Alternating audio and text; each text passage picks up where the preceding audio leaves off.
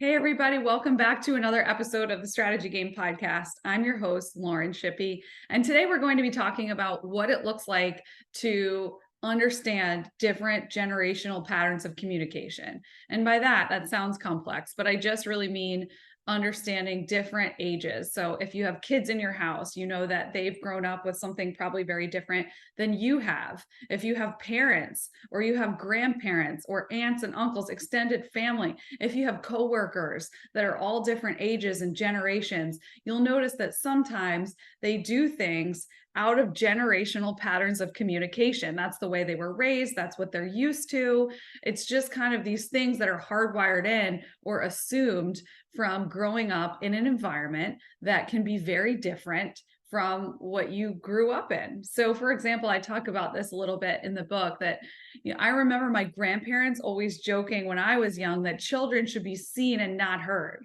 How many of you have ever heard that phrase in your life? And I'm sure you can think of some other phrases or things or assumptions or just patterns of communication that older folks tend to say versus, teenagers today, right? It's very different. So all of these things really impact how we communicate and how we move forward. And so if we can understand a little bit of each generation, then we're able to say, okay, I know where some of that is coming from.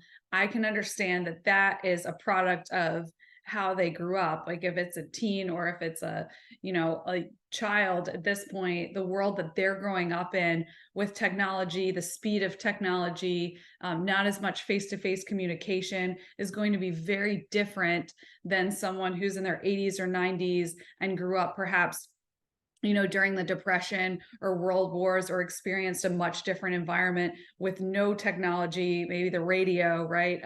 They saw the birth of TV. They've watched over their lifetime the complete evolution of technology. So their response to things is going to be very different than someone growing up today. So just to paint that picture, what I really talk about here in the book is just that each generation is going through something different.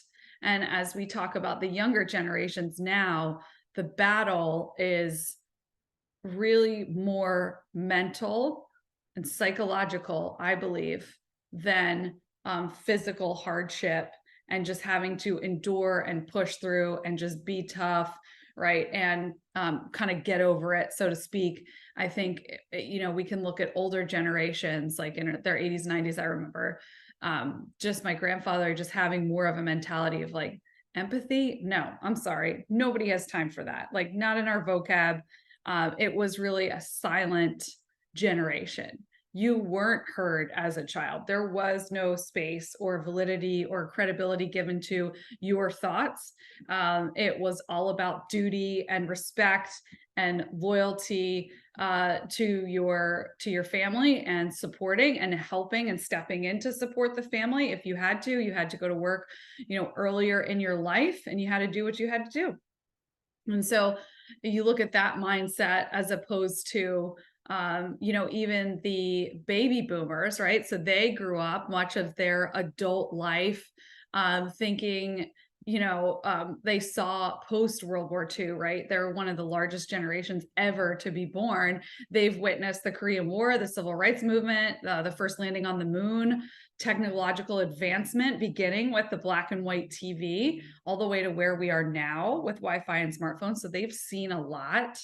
And so they've realized that what they thought was set in stone isn't, because they've seen so much growth and so much change. And so I think that they find themselves sometimes wrestling with the truth, or had to find out what it is, and actually had a hard time sometimes grasping it. And so they've spent a lot of time in their adult life in a time of economic growth, and been able to travel for work and receive the perks from it, and find themselves sometimes overwhelmed with the amount of things that they have. So it's an abundance versus a scarcity of the previous generation. So just what I'm trying to illustrate here is that, and I reference this in the book, the wound of the generation, or the question that they're asking themselves internally, is very different. So for example, this generation can be, am I doing okay? Am I doing this right?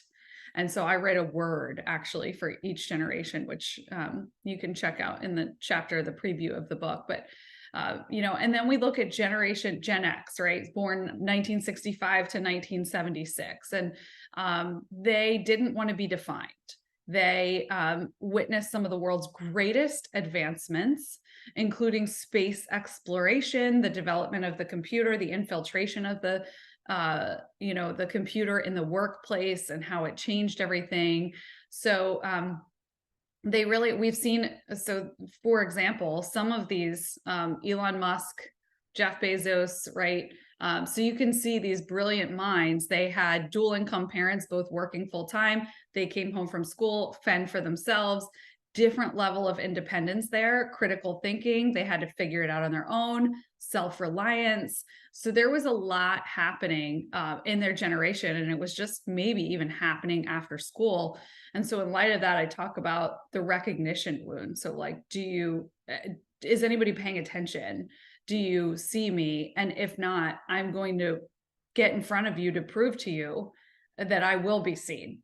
And so achievement and all kinds of things can actually come from that place. And some are healthy and some are not. And we can, parse that out as we go along. So, and then we look at our current generations here, we've got the Gen Y, the millennials, right? And we've got and then we've got Gen C and Gen Alpha. So 96 born all the way to today, who don't know what it's like to function out of that place of not having constant technology, not making as much eye contact, not having enough, as much face-to-face community.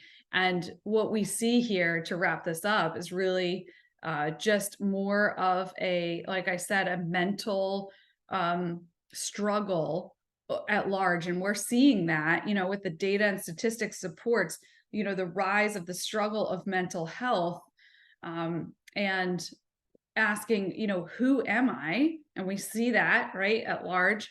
Am I okay? And not knowing if they're okay or not. So like almost like a grasp for groundedness and reality, and not quite able to find it. And so this is what we see. And so, like I said earlier in the book, I write a word for each generation of encouragement. And I'd love for you to check that out. I can link to it in the show notes here. But it's just really a reminder of gathering perspective on each generation and where they came from. And so it just provides understanding. That's all it does. It just provides a blanket of understanding. It provides a lens with which we can see them and understand them a little bit more. And I would just challenge you, as we wrap this up, to just think about who in your life from a different generation you're struggling with, whether it's a coworker, it's a parent, it's a grandparent, it's a kid, and just take a few days and decide not to respond, but rather just observe.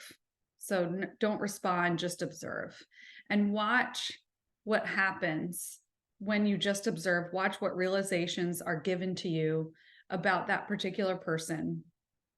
And I guarantee you it will impact your life.